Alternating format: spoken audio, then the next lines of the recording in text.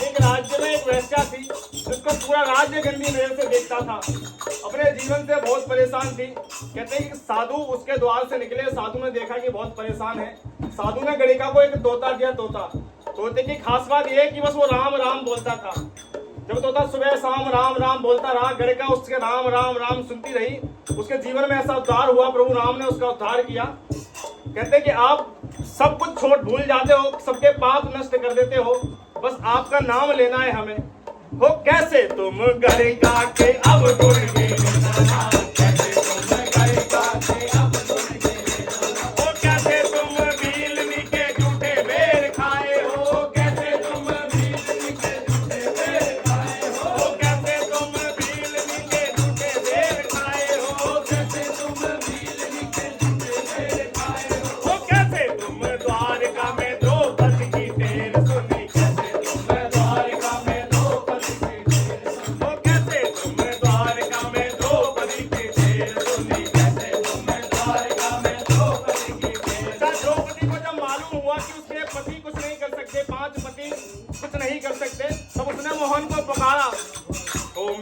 असुवन भीगे सारे आ जाओ कृष्ण मुरारी मेरे असुवन भीगे सारे आ जाओ कृष्ण मुरारी ओ मेरे असुवन भीगे सारे आ जाओ कृष्ण मुरारी आ जाओ कृष्ण मुरारी आ जाओ कृष्ण मुरारी आ जाओ कृष्ण मुरारी आ जाओ कृष्ण मुरारी ओ दुशासन की जय सारी आ जाओ कृष्ण मुरारी दुशासन की